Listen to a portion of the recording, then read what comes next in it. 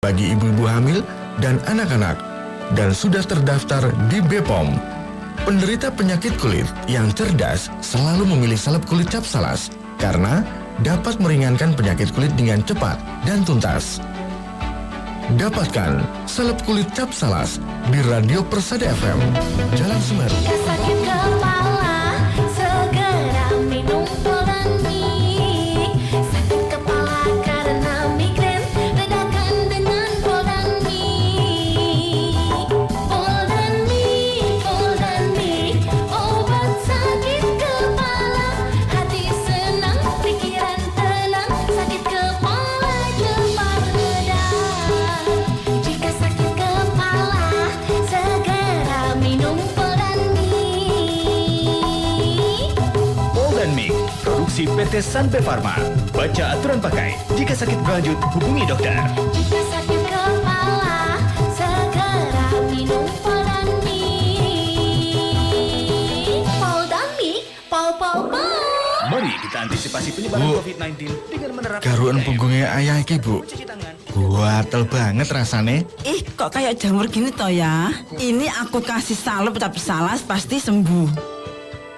Anda mempunyai keluhan pada kulit Anda seperti panu, kutu air, kadas, dan kurap. Oleskan segera salep kulit cap salas. Salep kulit cap salas membantu meringankan penyakit kulit seperti panu, kutu air, kadas, dan kurap. Salep kulit cap salas memiliki keunggulan berbau harum, tidak panas, dan tidak lengket. Aman bagi ibu-ibu hamil dan anak-anak dan sudah terdaftar di BPOM. Penderita penyakit kulit yang cerdas selalu memilih salep kulit cap salas karena dapat meringankan penyakit kulit dengan cepat dan tuntas. Dapatkan salep kulit cap salas di Radio Persada FM. Jalan Semeru. Layanan terbaru di Rumah Sakit Medika Utama, layanan telemedicine. Telemedicine adalah konsultasi dengan dokter secara online untuk mendapatkan informasi mengenai dugaan diagnosis, perawatan, dan penanganan pertama pada penyakit maupun cedera, hingga tips dalam meningkatkan kesehatan tubuh tanpa harus ke rumah sakit. Cara pendaftaran: 1. Lakukan pendaftaran 1 hari sebelumnya melalui WhatsApp di 0813 5818 3006 mulai jam 8 pagi sampai jam 2 siang. Kemudian, pilih jadwal sesuai poli yang dituju. 2. Lakukan transfer ke nomor rekening Bank Mandiri atas nama PT Nusantara Medika Utama, Rumah Sakit Medika Utama. Kemudian, kirim bukti transfer. Pelaksanaan telemedicine dilakukan sesuai jadwal yang dipilih sesuai pendaftaran melalui video call, aplikasi WhatsApp 0813 5818 3006. Untuk informasi lebih lanjut, hubungi 0342 442 555 atau kunjungi media sosial kami, Facebook atau Instagram, Halo Medika Utama. Rumah Sakit Medika Utama, Jalan Kusuma Bangsa nomor 1 Kanigoro Blitar. Rumah Sakit Medika Utama, pelayanan profesional sepenuh hati.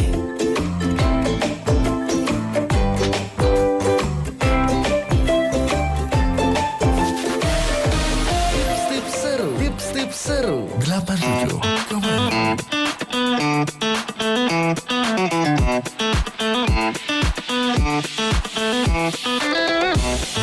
Assalamualaikum warahmatullahi wabarakatuh. 87,6 Persada FM, media informasi dan hiburan keluarga Anda. Minta Persada, selamat pagi. Apa kabar Anda hari ini? Semoga sehat semuanya, tetap bersemangat untuk menjalani rutinitas hari ini. Kembali saya Risa Isma yang menyapa Anda di program Tips-Tips Seru yang hadir sama nanti di jam 2 siang dengan berbagai informasi menarik dan juga tips menarik juga, khususnya untuk Anda yang mungkin hari ini sibuk dengan kegiatannya. Ada tips kesehatan juga yang akan kita hadirkan. Seperti yang kita sampaikan kemarin, hari ini kita akan berbagi informasi publik terkait dengan pelayanan publik juga dengan teman-teman yang ada di Rumah Sakit Medika Utama yang berbagi informasi nantinya di edisi hari ini Jumat 14 Juli 2023 di dialog interaktif bersama teman-teman dari Rumah Sakit Medika Utama. Oke, sudah hadir bersama saya di studio di pagi menjelang siang hari ini. Minta ada sahabat saya yang kayaknya tadi datang-datang sudah kabarnya saya mau ditinggalkan. Tapi nggak apa-apa, tapi beliaunya masih hadir di sini untuk berbagi informasi juga, mengantarkan dokter cantik yang akan berdialog bersama saya. Ini saya baru kenalan juga dengan beliau yang hadir, ada dokter Yesi, minta bersahaja, dokter Yesi Adisti SPA. Assalamualaikum, selamat pagi dokter. Waalaikumsalam, selamat pagi Mbak. Ya, sehat dokter? Alhamdulillah sehat. Oke, dan ditemani sahabat saya yang saya tadi sampaikan ada Mas Haryo Wahyu. Gimana kabarnya? Alhamdulillah baik, Mbak. Alhamdulillah, ya. Kayaknya sumringah ketawa ketiwi dari tadi. Ternyata ada mau ada hal yang harus dikerjakan dan akhirnya saya harus ditinggalkan. Tapi nggak apa-apa, sehat ya Mas, semangat nanti di tempat yang baru ya. Alhamdulillah. Oke, dokter, pagi ini kali pertama kita bertemu dan hal atau sesuatu yang harus kita obrolkan ini pasti akan diminati oleh ibu-ibu, terutama ibu-ibu muda ini dokter ya. Yang mungkin sekarang ini kalau ibu-ibu muda sekarang tuh kepo-kepo dok. Ya nggak apa-apa kalau keponya di hal-hal yang bagus ya dok ya. Terkait dengan perilaku hidup sehat pada anak misalkan, karena pengen anaknya tumbuh kembangnya bagus, kemudian pengen bisa dipamerin, maaf ya ibu-ibu ya, tapi biasanya gitu soalnya, anakku sudah bisa begini, anakku tuh sekarang sudah bisa begini gitu kan, kadang-kadang dokter ya. Nah mungkin salah satu dari Anda minta bersahaja ini juga berpikirnya seperti itu. Kalau anakku sudah seperti ini berarti aku harus begini gitu dokter ya. Ada perilaku hidup sehat. Mungkin kita biasa menyampaikan perilaku hidup sehat, tapi apa sih sebenarnya yang dimaksud perilaku hidup sehat? Kita mungkin secara gamblang ini belum tahu ya dokter ya. Mungkin yang kita anggap itu sehat ternyata itu tidak boleh dilakukan, atau mungkin yang katanya itu perilaku hidup sehat ternyata bukan gitu kan. Kadang saya sebagai orang yang awam yang juga punya anak gitu ya dokter ya, harus lebih paham tentang teorinya juga yang benar itu seperti apa. Nah dokter, kalau kita membicarakan terkait dengan perilaku sehat pada anak, mungkin ada nggak sih dok contoh perilaku hidup sehat itu yang seperti apa sih yang harus ada pada anak gitu dokter? Jadi gaya perilaku sehat ini memang harus diperkenalkan ya Mbak sejak dini ya. Sejak dia masih dalam kandungan pun kita harus memberikan perilaku yang sehat. Jadi dari orang tua maupun dari segi anak ya. Dan sejak dini memang harus diperkenalkan. Yang pertama yang kita harus perkenalkan yaitu konsumsi konsumsi makanan yang dengan gizi seimbang ya. Kalau dulu kan 4 sehat 5 sempurna ya. Boleh didekatkan dokter? Sudah jelas ya. Oke. Yang pertama itu konsumsi makanan yang gizinya seimbang ya. Kalau dulu kan kita kenal zaman kita masih kecil ya 4 sehat 5 sempurna. Kalau sekarang itu lebih ke gizi seimbang ya bilangnya. Dan itu harus kita perkenalkan sejak dini, yaitu sejak 1000 hari pertama kehidupan. 1000 hari pertama? 1000 hari pertama 3 kehidupan, tahun. Jadi 1000 hari pertama kehidupan ini dari pembuahan sampai dia usia 2 tahun di rahim? Iya. Gitu ya, hitungnya. jadi karena apa? Karena memang golden periodnya itu kalau anak-anak tumbuh kembangnya itu bagusnya itu memang kita harus menstimulasinya dari 1000 hari pertama kehidupan. Yang pertama kita memberikan gizi yang seimbang, yaitu cukup karbohidrat, protein, lemak, vitamin dan mineral. Ya, kalau dari pembuahan ya mungkin dari ibu hamilnya ya. Tapi kita nggak bicara tentang ibu hamil ya, mungkin ya. Nanti kita bicara tentang anaknya juga. Jadi yang pertama memang harus gizi seimbang, harus ada makanan dalam satu porsi itu harus ada karbohidrat, yaitu kayak nasi mungkin ya, sumber karbohidrat lain kayak roti mungkin ya kalau nggak mau nasi. Terus kemudian sumber protein. Nah protein ini sangat penting ya Mbak ya, karena kadang ibu-ibu di luar keliru. Jadi lebih banyak lebih banyak sayur, buah. Nah sebenarnya sayur dan buah untuk pasca usia kurang dari 1 tahun, kurang dari 2 tahun ini hanya pengenalan ya. Kalau yang pertama dan utama itu adalah sumber protein yang lebih harusnya protein yang paling penting adalah protein hewani. Telur gitu gitu ya, telur, ikan, kemudian daging, kayak gitu, ayam, ya yang sumber-sumber dari protein hewani, gitu. Jadi kadang-kadang ya itu tadi yang seperti saya sampaikan dokter ya, kita tahu dan paham tapi kita belum begitu tahu bener ya Ya, apa yang dibutuhkan oleh anak. Mungkin untuk ibu-ibu juga sudah berusaha untuk memberikan yang terbaik untuk putra-putrinya ya dokter ya. Cuman memang harus ditambah pengetahuannya nih kan biasa ya pengetahuannya berkembang biar Ya. untuk apa ya memperbaiki apa yang sudah kita lakukan menjadi lebih baik. Ya, Nah dokter untuk apa ya untuk menerapkan atau kalau bisa dibilang nih bagaimana cara menerapkan pola hidup sehat pada anak nih dokter? Apa yang harus dilakukan? Karena anak itu kan sifatnya meniru Betul. apa orang tua Iya, gitu. iya, Jadi iya. kita sebagai orang tua memberikan suatu contoh kepada anak kita. Misalkan yang perilaku hidup sehat yang lain, misalkan untuk menjaga kebersihan, menjaga diri ya. Seperti yang pertama mencuci tangan. Mencuci tangan kapan aja. Jadi kita ajarkan kepada anak tuh cuci tangan yang benar ya, dari telapak tangan, punggung tangan, sela jari, kemudian sikap mengunci, kemudian di ibu jari dan kuku tangan. Nah, ini biasanya 30 detik ya, 20 sampai 30 detik kita ajarkan kepada anak. Terus kemudian kita berikan contoh, ayo Dek, setelah sebelum kita makan kita cuci tangan, kemudian setelah bermain, kemudian mau tidur gitu ya. Karena kan cuci tangan ini sebenarnya suatu aktivitas yang memang benar-benar sangat bisa signifikan untuk mengurangi penularan dari infeksi ya, infeksi betul, bakteri, infeksi virus, di mana anak-anak kan sering memasukkan mainan ke mulut atau Betul. memasukkan tangan di mulut. Jadi Betul, kita betul. harus memberikan edukasi kepada anak kita dengan memberikan contoh ya, memberikan contoh. Kita ajak anak kita untuk ayo Dek kita cuci tangan seperti itu. Kemudian selain cuci tangan, untuk menjaga kebersihan diri ya mandi, kemudian menggosok gigi. Nah, menggosok gigi itu juga penting kita ajarkan kepada anak kita ya. Setelah dia sudah tumbuh gigi, kita ajarkan. Jadi kita berikan dia kebiasaan sebelum bedtime ada gosok gigi dulu Betul, deh betul, sebelum tidur ya. Ya, sebelum tidur, kemudian pas mandi. Nah, kalau sebelum tidur ini juga sangat penting. Dalam artian untuk memberikan kebiasaan mau tidur ini sangat nanti berpengaruh juga terhadap tumbuh kembang. Pengaruhnya apa Mbak? Jadi kalau misalkan kita jadi anak-anak itu sebenarnya jam 8 malam itu dia udah harus mulai tidur ya.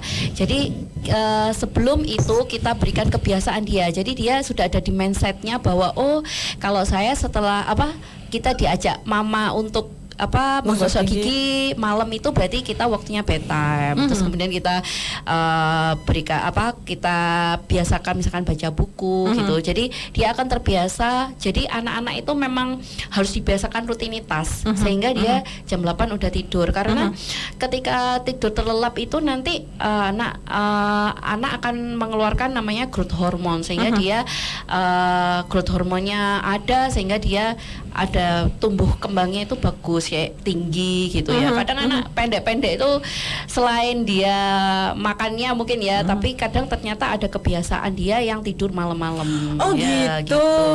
Ternyata seperti itu loh, Mita Prasetya dia baru tahu ya. Ya makanya kita harus tahu benar-benar informasinya ya dokter ya terkait hal itu. Nah, Mita Prasetya mungkin Anda juga punya semacam bukan keluhan ya, mungkin persoalan yang sama. Kenapa toh anakku sudah saya kasih makan gizi yang berimbang tapi kok tetap kayak anak kena stunting gitu ya, nggak bisa bertambah, gedenya nggak bisa bertambah, tingginya nggak bisa bertambah. Itu jadi PR buat. Nah, tadi kuncinya berarti tidak hanya makanan, ternyata dalam kebiasaan untuk istirahat juga ya dokter ya. Betul. Itu pengaruhnya besar ya dok ya? Pengaruhnya besar karena growth hormone itu muncul ketika anak tidur terlelap. Jadi ya tidur terlelap itu Jadi jam 8 itu kan dia masih kan tidur itu kan ada stage-nya ya. Jadi pas waktu dia tidur terlelap jam 12 atau jam 11 tuh dia mulai muncul tuh growth hormonnya. Tapi kalau ketika anak itu dibiasakan tidurnya itu malam-malam banget, dia nggak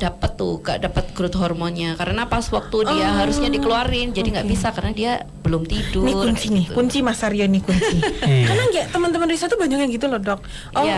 Nih bahasanya lucu ya kalau ketemu tuh. Padahal nggak ada loh yang nggak saya kasih dia minta apa, mau makanan seperti apa kita kasih, kemudian pengen apa aja kita turutin gitu ya, dan makannya pun teratur dengan yang sudah disampaikan oleh dokter. Ternyata ada yang satu terlewat, berarti waktu istirahat untuk tumbuh kembangnya ketika terlelap itu ya dokter ya. Itu bahasanya gitu mitra bersaudara. Jadi memang harus seimbang sih semuanya, tidak hanya di makanan aja ya dok ya. Jadi makanan antara kebiasaan. Jadi anak-anak memang butuh untuk kita kasih jadwal ya, rutinitas. Jadi betul, dia harus ya biar jadi kebiasaan ya. Kalau dari kecil dibiasakan gitu enak ya dokter ya. Gitu. Kemudian ada lagi nih dokter, mungkin ya kita harus tahu nih anak-anak yang sehat itu perilakunya yang seperti apa sih dok? Nah ini bisa jadi contoh atau mungkin mungkin tingkah laku hidup anak yang sehat atau perilaku anak yang sehat itu yang seperti apa sih? Apakah dia ceria, atau dia banyak berceloteh, atau dia itu badannya segar? Dia harus seperti apa sih dok harusnya? Jadi kalau misalkan anak yang sehat, mungkin memang dari segi fisik dan mental ya. Yang dikatakan sehat itu kan sehat dari fisik dan mentalnya juga.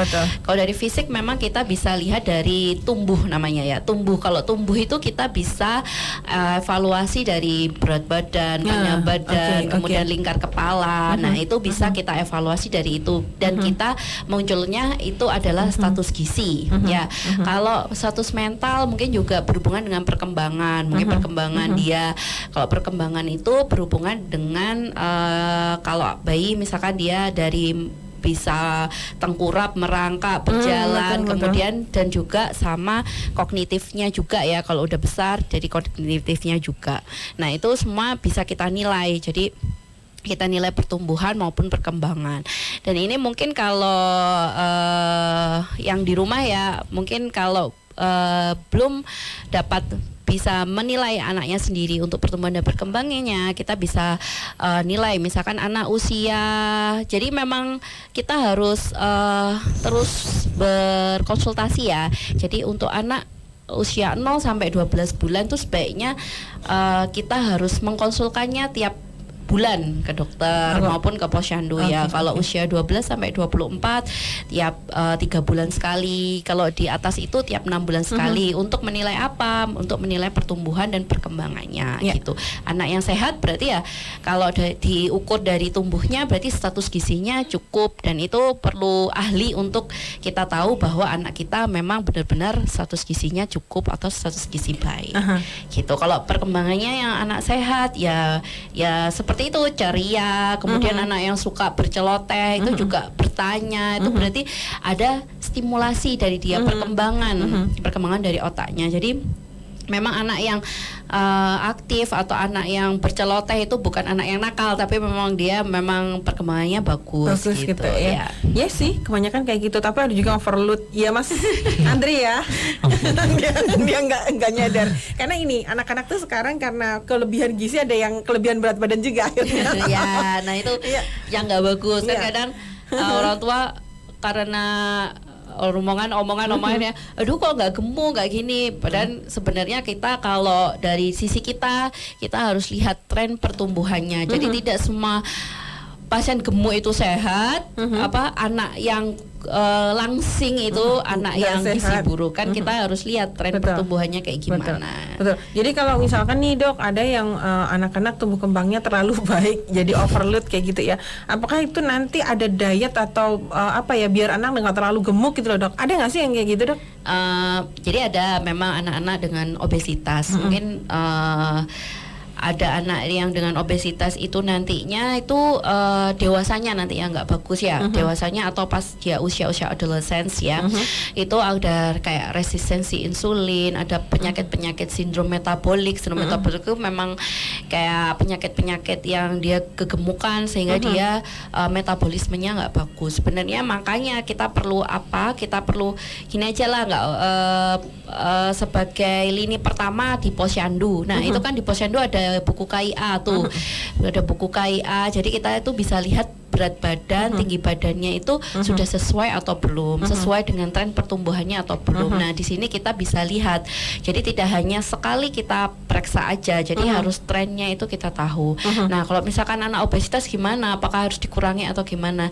Sebenarnya kalau tidak harus, kalau pada anak-anak nggak se-ekstrim orang dewasa ya. Kalau orang dewasa kan langsung kita batasi itu karbohidrat dan lain sebagainya. Kalau pada anak-anak ini ada namanya berat badan ideal yang kita harus turunkan seberapa persen gitu. Jadi kita nggak bisa ngomong di sini ya Mbak untuk ininya ya. Tapi kalau secara garis besar tidak untuk mengurangi secara drastis seperti orang dewasa yang kita harus cegah untuk makan karena kan anak butuh tumbuh dan berkembang. Jadi itu ada hitungannya sendiri. Jadi nanti ada berat badan idealnya dia berapa dan harus dikurangi berapa persen. Biasanya 10% dulu atau 10%. berapa?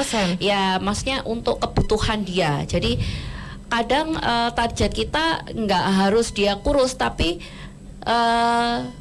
di atas 20% dari berat badan idealnya. Jadi tidak langsung kita serta-merta gitu ya. Itu nggak boleh gitu ya. Tapi kebanyakan nih pengennya gitu ya Bu ya. Kan kita ibu-ibu gitu biasanya. Ya, mungkin aktivitas fisik. Nah, itu juga. Itu olahraga. Ya, 60 gitu menit. Itu juga bisa kan kayak bermain gitu. Itu masuk aktivitas fisik. Tapi juga. Yang ke dokter ini yang konsultasi banyak nggak sih yang berat badannya berlebih kayak gitu untuk anak-anak? Untuk sementara ini yang paling banyak di Blitar tuh kayaknya stunting. Stunting malah ya. Itu memang jadi serius itu di banyak sekali program-program pemerintah yang akhirnya ini lebih untuk mengatasi atau tindakan preventif terkait dengan stunting sekarang ya. Cuman memang kita bersedia kalau untuk urusan perilaku sehat atau bagaimana caranya biar kita bisa membiasakan perilaku hidup sehat pada anak itu butuh proses. Jadi kalau anak-anak kan pahamnya itu kan harus dengan dibiasakan yang tadi dokter sampaikan ya. Kalau diberitahu tuh mana ngerti mereka kadang-kadang ya atau tapi kalau setiap hari kita beri contoh dokter ya. Orang tua yang penting. Tapi kalau misalkan anaknya nggak susah gitu gimana dok? Ada nggak solusi atau tipsnya dok? Susah ya karena dia susah susah untuk diajak berperilaku hidup sehat misalkan.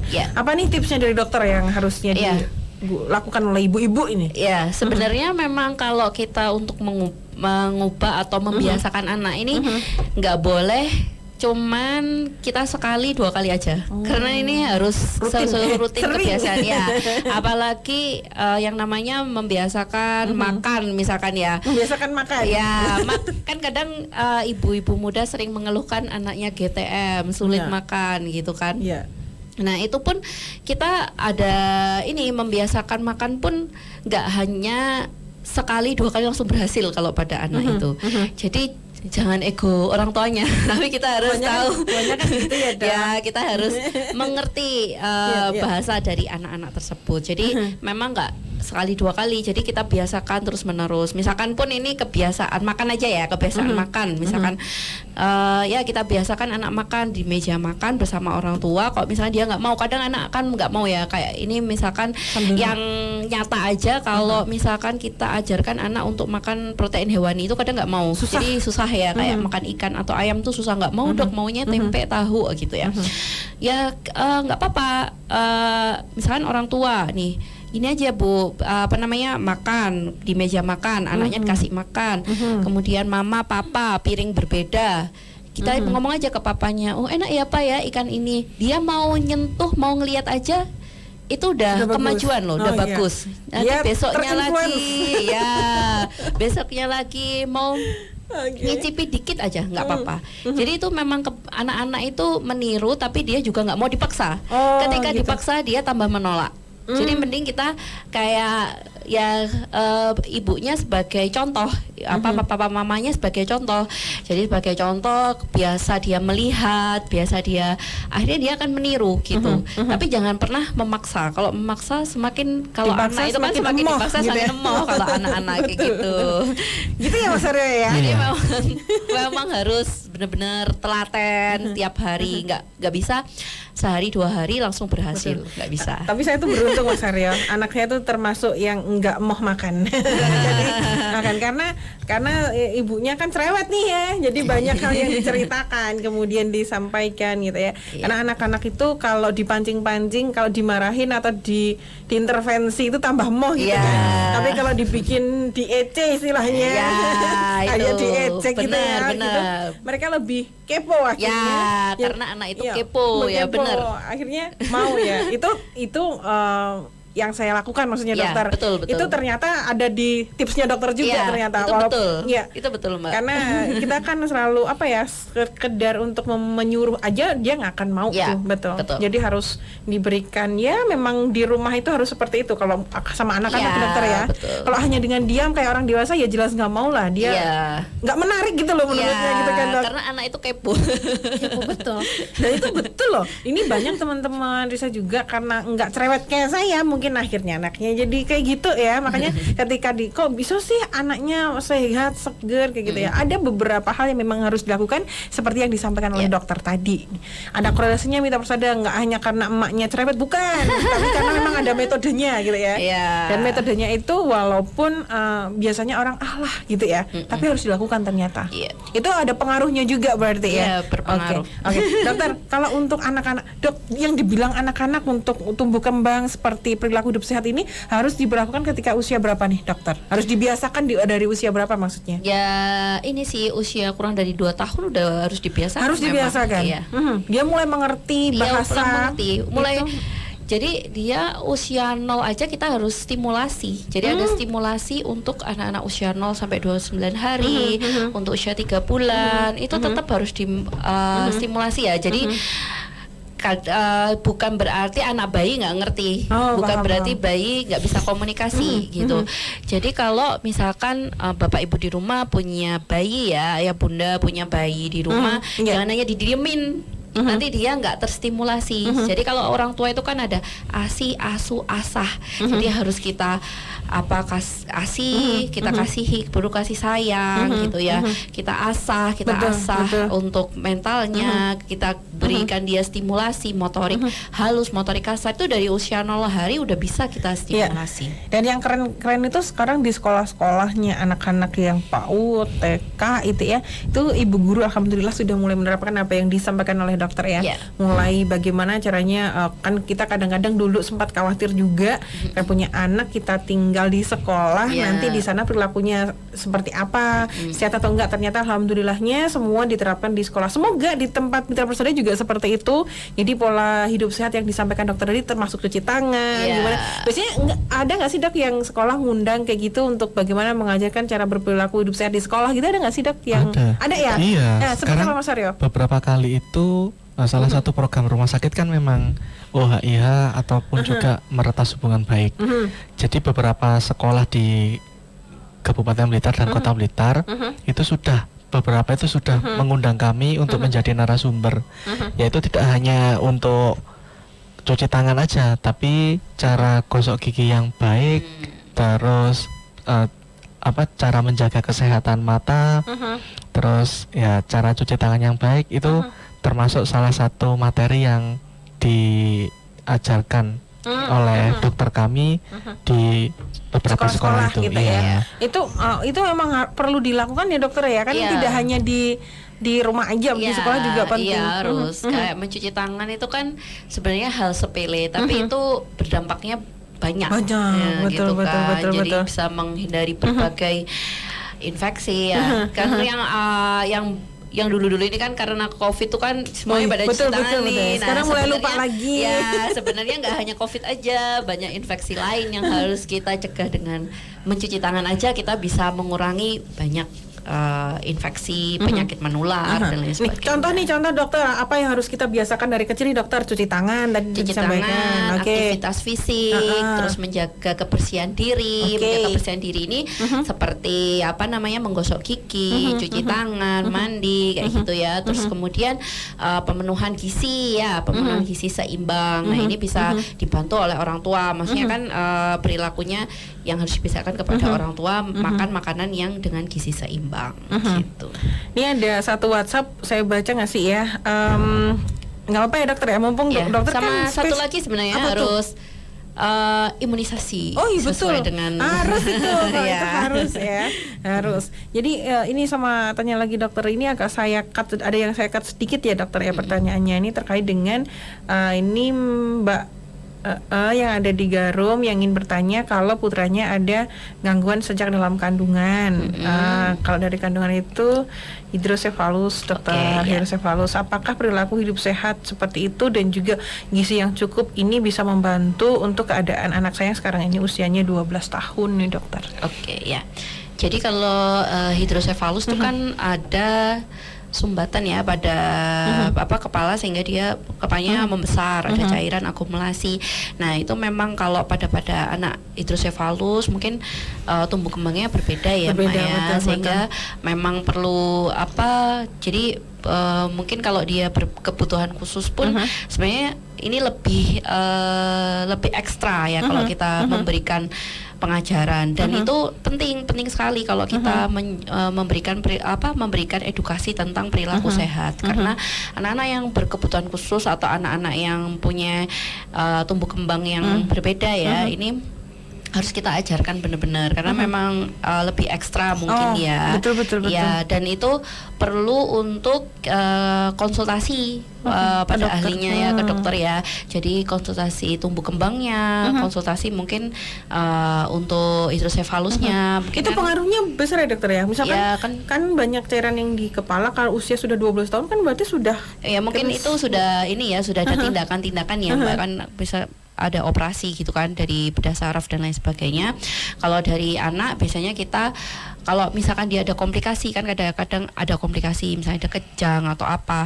Nah, kita dan itu biasanya memang pengaruh ke tumbuh kembangnya. Jadi kita kalau saya sebagai anak ya kita pantau untuk tumbuh kembangnya. Mungkin kalau anak-anak lebih ekstra itu, ya dok? ya lebih ekstra, dan tetap kita harus ajarkan untuk perilaku sehatnya.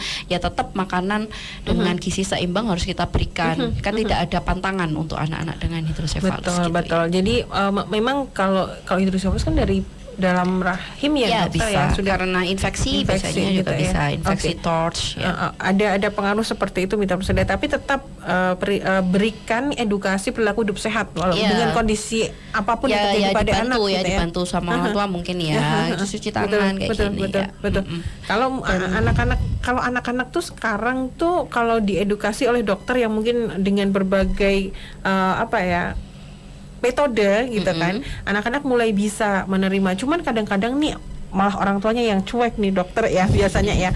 Kalau ada pasien-pasien dokter yang datang untuk berkonsultasi terkait dengan tumbuh kembang anak nih, keluhan yang paling banyak disampaikan apa nih dokter dari orang tua? Ya, yang paling banyak itu kalau tumbuh kembang itu biasanya terlambat bicara. Itu paling itu yang paling banyak dikeluhkan pada orang tua sih sebenarnya. Karena ya itu tadi mungkin stimulasi dari dia kecil belum diberikan, mungkin gitu kayak ya. gitu kan. Kalau bicara itu kan juga kita harus melatihnya. Sebenarnya dari kecil kita harus sering, makanya saya bilang bahwa bayi ya harus tetap diajak ngobrol karena dia juga bisa komunikasi, dia juga bisa gitu ya. Ya, jadi mitra pesada kenapa saya tanyakan, karena tadi dokter juga sempat menyampaikan bahwasanya perilaku hidup sehat pada anak itu bukan hanya apa yang dimakan, bukan hanya dari segi fisiknya saja, tapi juga mentalnya, gitu ya. Makanya untuk mungkin untuk perilaku hidup sehat lain yang harus dilakukan ya tadi dokter sampaikan, harus terus diberikan stimulasi agar dia nggak lambat bicara juga, dokter ya. Itu ada sebenarnya di buku KIA. Oh, ada buku juga. KIA itu lengkap. Yang pink-pink gitu. Ya, yang pink ya. Pasti orang tua di rumah punya. Ya, itu kan nanti bisa dibaca. Kadang kan nggak dibaca. Jadi cuma di habis posyandu sudah ditulis, udah. masukkan ya. Nah, buku KIA ini penting, di situ banyak sekali informasi.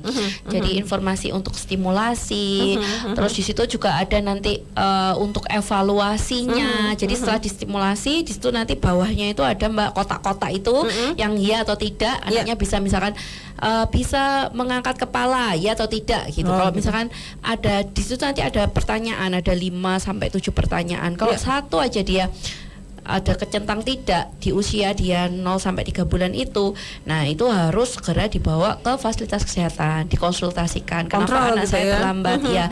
Apakah kurang stimulasinya ataukah apa?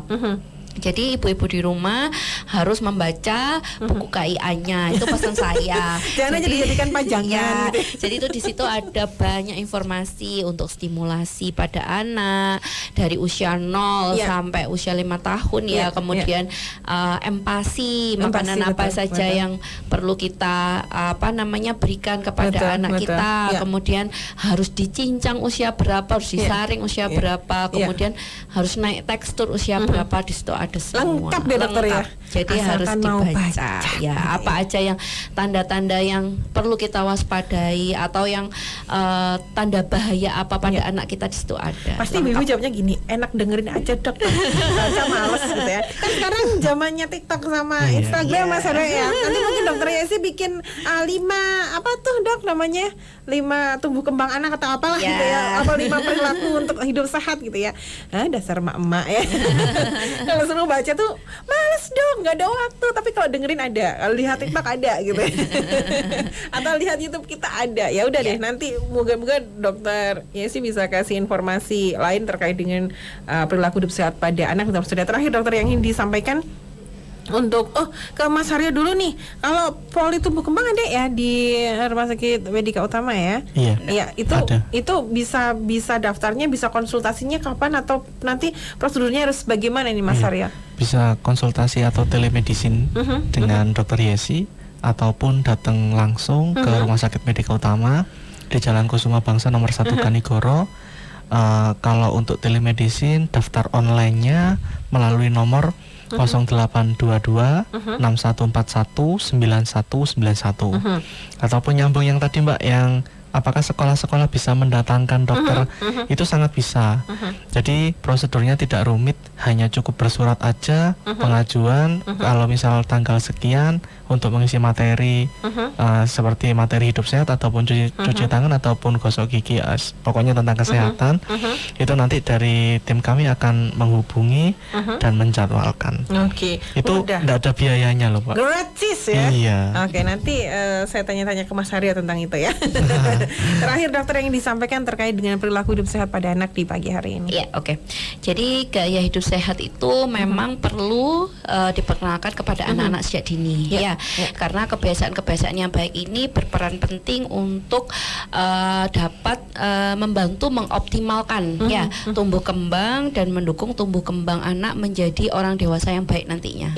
Gitu. Jadi minta maaf saya itu tadi yang disampaikan dokter, kita sebisa mungkin nggak usah terlalu bingung mikirin terlalu rumit apa yang disampaikan dokter, tapi itu terapkan pelan-pelan ke anak-anak aja ya. Kalau hanya teori aja jadi angan-angan nggak langsung diterapkan, susah dok ya. Padahal anak-anak juga proses untuk perilaku hidup sehat itu seperti yang saya bilang tadi, nggak langsung bisa dan langsung mau gitu ya. Nggak sehari 2 hari nggak bisa. Dibiasakan ya dokter ya, dibiasakan. Jadi minta persada mungkin nanti kalau misalkan ada yang punya keluhan terkait dengan tumbuh kembang anak, perilaku hidup sehat pada anak yang memang susah ya dokter ya, bisa konsultasi ke Rumah Sakit Medika Utama, ke Dokter Yesi tentunya yang tadi sudah disampaikan Mas Haryo. Ini bisa daftar dulu melalui WhatsApp ya Mas ya, atau datang langsung. Dan di sana Mas mau tanya nih, kalau untuk pijit bayi itu ada ya? Pijat bayi ada Mbak, di layanan fisioterapi mana nih yang tanya gitu ya? Ada itu masuk poli tumbuh kembang juga atau beda? Oh beda. Kalau pijat bayi itu di poli fisioterapi. Tapi ada yang jelas ya. Jadi untuk ibu-ibu yang pengen pijit anaknya bagaimana nanti bisa tumbuh kembang dengan sehat ya dokter ya, itu termasuk perilaku hidup sehat nggak sih, bawa anak untuk pijat itu, dokter? Ya, yang penting mungkin pediatrinya terpercaya ya, Iya, kayak betul. misalnya di rumah sakit untuk di fisioterapi ya. Ya bisa juga untuk apa namanya, mungkin ke perkembangan Motorik ya? Motorik. Oh, ya. motorik, oke. Dokter Yesi terima kasih, Mas Arya juga terima kasih sudah hadir di Radio Persada di siang hari ini. Semoga dengan tadi informasi yang diberikan dokter semakin menambah pengetahuan, terutama untuk ibu-ibu muda yang punya banyak sekali masalah, terutama untuk anak-anak yang susah banget untuk makan ya. Ya. Jadi tips triknya tadi seperti itu. Bisa dilihat lagi nanti di YouTube atau bisa di-share lagi ke teman-teman yang lain yang juga membutuhkan informasinya siang hari ini. Dokter Yesi terima kasih, Mas Aryo terima kasih. Insya Allah jumpa lagi di lain kesempatan. Mas Aryo semoga semoga sehat selalu, terima kasih. terus kerasan di tempat yang baru Terima kasih. ya.